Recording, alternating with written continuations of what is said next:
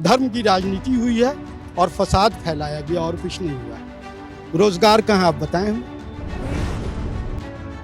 कि भाई मंदिर बना तो मंदिर से कोई ये नहीं है कि भाई मंदिर हमें रोजगार दे रहा है। मुसलमान अगर अपोज करते तो आज वहाँ मंदिर खड़ा नहीं होता। और जिस तरह से 2014 के बाद जितने बिल लाए गए हैं वो एक तरफा फील है। और मुझे लगता है कि अगर राम मंदिर का इशू नहीं होता तो बीजेपी कुछ और तलाश करती। जनता के लिए जनता द्वारा शासन, लेकिन क्या इस पे अमल हो रहा है? हर बिल जबरदस्ती थोपा जा रहा है। ऐसे एमपी हैं कि हमें उनका, सच बता रहा हूँ, कसम खा के कह रहा हूँ, उनका नाम याद नहीं है। अब आप इससे अंदाजा लगा लेंगे कैसे एमपी हैं। आम चुनाव का मौसम है और लोकसभा चुनाव 2024 भी नजदीक है। जी हाँ, सभी पार्टियां, चाहे बीजेपी हो, कांग्रेस हो, आम आदमी पार्टी हो, सभी पार्टियां लोकसभा चुनाव 2024 को लेकर अपनी तैयारियों में जुटी हुई है। हम लोग भी इस वक्त दिल्ली के शाहीन बाग इलाके में मौजूद है, जहां हम लोग इलेक्शंस को लेकर यहां पर क्या माहौल है जनता से जानने की कोशिश करते हैं। हम जनता के बीच ही इस वक्त मौजूद हैं। सर, पहला सवाल, किस पार्टी को आप सपोर्ट कर रहे हैं? कांग्रेस। जी, वजह? कांग्रेस ने अच्छा काम किया है और उसका एक इतिहास है। हिंदुस्तान की पहली पॉलिटिकल पार्टी है, उसका एक अपना इतिहास है। उसने जो किया है वो कोई नहीं कर सकता। मैं शॉर्ट में तो यही आपसे कहना चाहूँगा, इसलिए हम उसको सपोर्ट करें। कांग्रेस के 5 अच्छे काम बताइए सर। क्या अच्छे काम नहीं, आप ये बताएं हमें, क्या अच्छा नहीं किया है? जिस वक्त देश आज़ाद हुआ था उस वक्त देश की क्या स्थिति थी, और जब कांग्रेस के हाथ से सत्ता गई है उस वक्त देश की क्या स्थिति थी? ग्लोबलाइजेशन हो, इंडस्ट्री रिवोल्यूशन हो, ग्रीन रिवोल्यूशन हो, जितनी भी चीज़ें सब तो कांग्रेस की ही देन है। और किसने क्या किया है आप खुद बताएं? और किसी ने कुछ किया है? तो मतलब बीजेपी जो सरकार है, मोदी जी ने ऐलान किया कि 400 पार हम जाएंगे।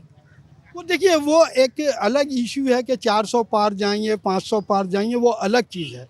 जहाँ तक काम की सराहना की बात है तो वो कांग्रेस ने ही आज तक सबसे अच्छा काम किया, ये तो मैं डंके के चोट पे कहूँगा। और बीजेपी ने क्या किया वो आप बता दें। एक एजुकेशनल इंस्टीट्यूशन नहीं काम किया, कोई काम किया ऐसा? सिवाय नितिन गडकरी के किसी ने कोई अच्छा काम नहीं किया बीजेपी में। नितिन गडकरी ने जो काम किया, जो आप रोड्स देख रहे हैं, हाईवेज देख रहे हैं, ये उनकी देन है। अदरवाइज और कोई काम नहीं हुआ। सिर्फ धर्म की राजनीति हुई है और फसाद फैलाया गया और कुछ नहीं हुआ है। रोज़गार कहाँ आप बताएं हमें? आप खुद बताएं हमें कि रोज़गार कहाँ है? रोज़गार कहाँ है? कितने लोग बेरोज़गार हुए हैं? नोटबंदी से क्या फ़ायदा हुआ है सिवाय नुकसान के? कोई फ़ायदा हुआ तो आप हमें बता दो। नोटबंदी का कोई फ़ायदा बता दो। मंदिर मस्जिद के नाम पे जो हो रहा है उसका कोई फ़ायदा आप हमें बता दो। कुछ भी नहीं है, नथिंग, सिवाय बर्बादी के और कुछ नहीं है। आबाद किया कांग्रेस ने, और जो भी है, जो भी इंस्टीट्यूशंस हैं, सब ये हैं, जो कंपनीज खड़ी गई सब तो बेच रहे हैं। ये रेलवे तक आपका बिक गया, सब कुछ बिक गया। क्या देश चल रहा है बीजेपी के राज में?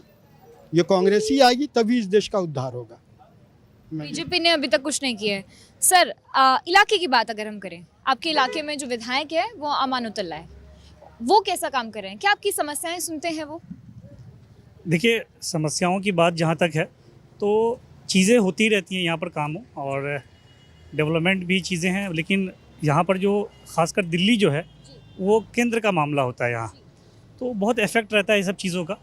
और जहाँ तक हो रहा है वो सब तो कर ही रहे हैं लोग, जो यहाँ पर जो भी प्रतिनिधि है यहाँ पर जो है। केंद्र में बीजेपी है। बिल्कुल, केंद्र में बीजेपी कैसा काम करेगी? नहीं, बीजेपी केंद्र में जो गवर्नर जो होता है, जो एलजी होते हैं, वो भारत सरकार की होते हैं, ठीक है ना। तो उसी के अकॉर्डिंग जो है वो लोग काम करते हैं। और जो डेवलपमेंट का, लोकल डेवलपमेंट की बात है, अभी एमसीडी में बीजेपी है, दिल्ली में केजरीवाल जी हैं, तो जितना हो रहा है यहाँ पर चीज़ों को, लेकिन यहाँ पर जो अभी जो मुद्दा है वो भारत सरकार से हमारा मुद्दा है। भारत सरकार क्या कर रही है? भारत सरकार अभी देखिए, मोदी जी हमेशा कहते थे कि 2 करोड़ रोज़गार देंगे, लेकिन अभी रेलवे की अभी 6 साल बाद एक वैकेंसी आई है और वो मात्र जो है 50,000 वैकेंसी आई है, जिसमें जोन में बांटा गया है। किसी जोन में 26 वैकेंसी, किसी जोन में 40 वैकेंसी, इस तरह से दिया गया है। तो कहीं ना कहीं देश का जो युवा है वो कहीं ना कहीं बहुत निराश है। मुझे लगता है कि आने वाला जो वक्त है वो कहीं ना कहीं भारत की स्थिति और ख़राब होती जा रही है। बेरोजगार, हमारा देश तभी मजबूत होगा जब देश का किसान मजबूत होगा, जब देश का युवा मजबूत होगा, तभी देश डेवलप होगा। अग्नि 5, अग्नि 6, अग्नि 7 से देश मजबूत नहीं होता है। देश की जनता जब तक मजबूत नहीं होगी, जब तक देश मजबूत नहीं होगा। और जिस तरह से भारत देश में नफ़रतों का जो एक बाज़ार चल रहा है, उसको भी हम लोगों को रोकना होगा। हमारी आपकी बहुत जिम्मेदारी बनती है कि हम लोग हिंदू मुस्लिम सिख ईसाई का देश है, वो कहीं ना कहीं एक ज्वाइंट होकर रहे देश में, तभी देश का उत्थान हो सकता है। मुझे लगता है कि देश को जो है दूसरे डायरेक्शन में ले जाया जा रहा है, जिसको विकास समझ रहे हैं बीजेपी वाले, लेकिन वो विकास नहीं है। जब हम खुशहाल रहेंगे, जब हमारे चेहरे पर खुशी होगी, रामलाल, श्यामलाल, अनीसुर रहमान एक साथ होंगे, तभी देश का उत्थान हो सकता है, अन्यथा देश का उत्थान नहीं हो सकता है। ठीक है, आपने बहुत अच्छी बात बोली सर। अयोध्या में रामलला विराजमान हुए, प्राण प्रतिष्ठा हुई, क्या आप खुश हैं उस बात से? उसमें दुखी होने की क्या बात है? दुखी होने की तो कोई बात नहीं है उसमें। अगर वो काम हुआ है वो ठीक है। एक चीज़ पहले से पेंडिंग चली आ रही थी और इसको एक करवट होना भी चाहिए था। ठीक है, हम लोग इस बात से दुखी नहीं हैं। और रही बात जहाँ तक कि भाई मंदिर बना, तो मंदिर से कोई ये नहीं है कि भाई मंदिर हमें रोज़गार दे रहा है। ठीक है, मंदिर है, पूजा स्थल है, वो एक अपना नज़रिया है हमारा देखने का, उसको समझने का। और उससे हमें कोई गुरेज नहीं है इस चीज़ से कि वो मंदिर में बना है। अगर कोई जैसा अदालत का अपना फैसला था, हम उसको स्वीकार किया हमने। सिर्फ अदालत का फैसला था इसलिए आपने स्वीकार किया, या फिर अदालत ने सही फैसला लिया क्योंकि अब कुछ ही टाइम बाद मस्जिद का निर्माण कार्य भी शुरू हो जाएगा? अगर उस चीज़ में जाएंगे तो आप डीपली फैसले को पढ़िए। फिर अगर आप उस चीज़ को जाएंगे तो डीपली आप उस फैसले को पढ़िए। फैसले में क्या था? फैसला जो दिया गया था वो इस आधार पर दिया गया था कि हम इस चीज़ को एक्सेप्ट कर रहे हैं और कि वहाँ पर जो है मस्जिद थी, सब कुछ था, लेकिन फिर भी कोर्ट ने कहा कि नहीं, हम आस्था के इतने लोगों की आस्था जुड़ी हुई है उस चीज़ से, इसलिए हम इनको वहाँ मंदिर बनाने की इजाज़त दे रहे हैं। आप देख सकते हैं फैसले को उठा करके। तो उसमें कोर्ट का फैसला था और जाहिर सी बात है कि जब सुप्रीम कोर्ट का फैसला था वो हमें एक्सेप्टेबल है। इससे ऊपर तो कोई अदालत है नहीं। ठीक है, मोदी सरकार के काम को 10 में से कितने नंबर देंगे सर? देखिए, बहुत कुछ काम तो ऐसे किए हैं मोदी सरकार ने जो बहुत अच्छे काम किए हैं। एज़ फॉर एग्जांपल जैसे ट्रिपल तलाक की जहाँ तक बात है, तो उसकी मैं उनकी तारीफ़ करता हूँ मोदी साहब की, कि वो ज़रूरी था। अपना अपना नज़रिया है, ठीक है ना। देखिए, मज़हब की जहाँ तक बात है, दीन की जहाँ तक बात है, तो ये एक पर्सनल इशू है। आस्था जो है ये एक पर्सनल इशू है। धर्म हमारे यहाँ ये कहा जाता है, हमारे कुरान की ये आयत है कि लकुम दीनुकुम वलिय दीन, तुम्हारे लिए तुम्हारा दीन, मेरे लिए मेरा दीन। ना हम आपको कमेंट करें, ना आप हमको कमेंट करें, ये हमारी आस्था की बात है। जैसे आस्था के आधार पे राम मंदिर के निर्माण का ऑर्डर हुआ, आस्था के आधार पे ही हुआ। मुसलमानों ने उसको अपोज नहीं किया, क्योंकि हम भारतीय संविधान में आस्था रखते हैं, इसी वजह से हमने अपोज नहीं किया। अगर हम अपोज करते हैं, मुसलमान अगर अपोज करते तो आज वहाँ मंदिर खड़ा नहीं होता। लेकिन हमने इज़्ज़त की, हमने आस्था की इज़्ज़त की। और जैसे मेरे लिए मेरी आस्था है, आपके लिए भी आस्था है, हमारे लिए उतनी ही इज़्ज़त के काबिल है। तो वो है, सब मिलकर ही बनाते हैं। और हिंदुस्तान जो है ये हमारी विभिन्नताओं का देश है। यहाँ हिंदू मुस्लिम सिख ईसाई आज से नहीं, सदियों से रहते आ रहे हैं और मिलजुल कर रहते आ रहे हैं। ज़रूरत यूनिटी की ही है, एकता की ही है। हमारी एकता बनी रहे, यही हम चाहते हैं। देश को बढ़ावा तो तभी मिलेगा ना जब हम लोग एक रहेंगे। देश को हमें बढ़ाना है तो मिल के ही बढ़ाना होगा। अगर इसमें 70% हिंदू हैं और हम बाकी में सब मज़हब वाले हैं, तो सब मिलकर उसको बनाएंगे ना। 100% करने के लिए तो सबको अपना 100% देना होगा। अभी जैसे सर उत्तराखंड में यूसीसी लागू हुआ और अब धीरे धीरे सभी जो स्टेट्स हैं वो यूसीसी लाने की तैयारी में है, उस पर आप क्या कहें? देखिए, मुझे लगता है कि ये मेरा बहुत बड़ा टॉपिक नहीं है ये हमारे लिए। मैं शुरू में बताया हूँ आपको कि देश के युवाओं को रोज़गार चाहिए, इस देश के युवाओं को शांति चाहिए, देश को शांति का माहौल चाहिए, इस देश में सब मिलजुल कर साथ में रहें, ये हमारे लिए बहुत बड़ा मुद्दा है। और जिस तरह से 2014 के बाद जितने बिल लाए गए हैं वो एक तरफा बिल है। अपोजिशन नहीं होने की वजह से ये तमाम बिलों का फ़ायदा उठाया गया है और मुझे लगता है कि ये खूबसूरती नहीं है।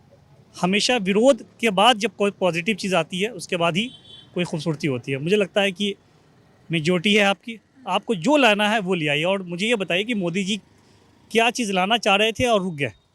मोदी सरकार के ये कुछ मुद्दे हैं, जैसे राम मंदिर हो गया, जो बीजेपी गवर्नमेंट में राम मंदिर का मुद्दा हो गया, यूसीसी का मुद्दा हो गया, ऐसे कई मुद्दे हैं जो बीजेपी, क्या लगता है आपको कि बीजेपी इन सभी मुद्दों को लेकर 24 का चुनाव जीत पाएगी?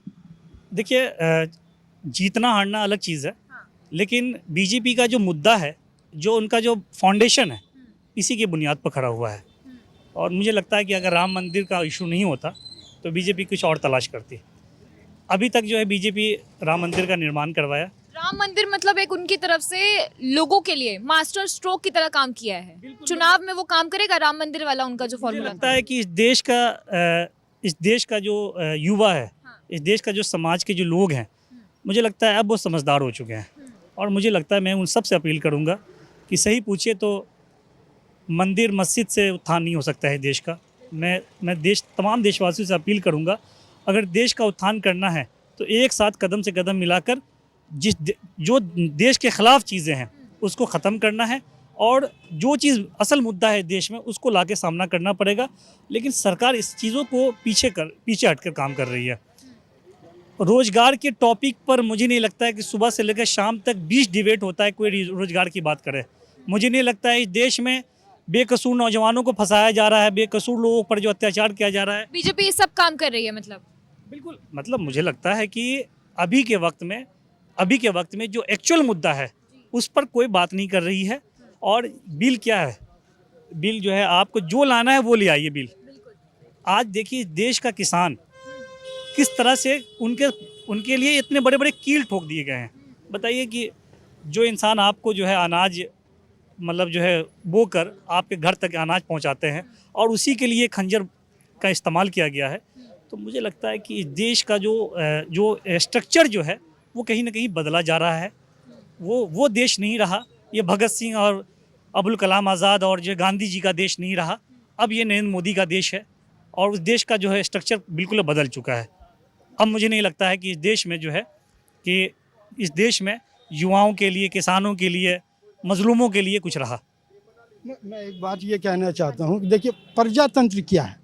Democracy is the government of the people, for the people and by the people. जनता के लिए, जनता द्वारा शासन। लेकिन क्या इस पे अमल हो रहा है? हर बिल ज़बरदस्ती थोपा जा रहा है, चाहे वो सीए हो या यूसीसी हो, जो भी हो।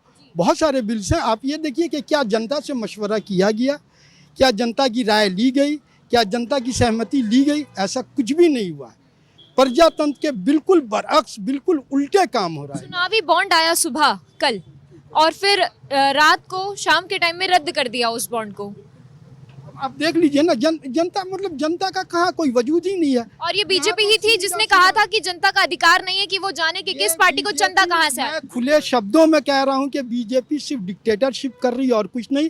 प्रजातंत्र का हनन हो रहा है, प्रजातंत्र का खून हो रहा है। सर, आखिरी सवाल, अमानुतल्लाह आपके यहाँ पे क्षेत्र में विधायक हैं, कैसा काम कर रहे हैं वो? अभी तो जो ओवरऑल देखें हम लोग, काम अच्छा किया उन्होंने। और जितना भी अपना सीवर और लाइन वगैरह का या पानी का सब चीज़ का काम, और टाइम टू टाइम वो जो है अपडेट भी करते रहते हैं लोगों को। अब विधायक जी की बात हो गई, एमपी कैसा काम कर रहे हैं? बीजेपी के एमपी हैं, देखिए हम लोगों को नाम आते हैं? कभी नहीं, मुझे तो नाम भी याद नहीं है। वो ऐसे एमपी हैं कि हमें उनका, सच बता रहा हूँ, कसम खा के कह रहा हूँ, उनका नाम याद नहीं है। अब आप इससे अंदाजा लगा लेंगे कैसे एमपी हैं। अमानतुल्लाह की जहाँ तक बात है तो बहुत ये सिर्फ हमारा रिव्यू नहीं रहता है, बंदा पब्लिक के बीच में रहता है। घूम के आप यहाँ घूम करके, यहाँ छोड़ दीजिए, आप जुलैना में जाकर घूम लीजिए।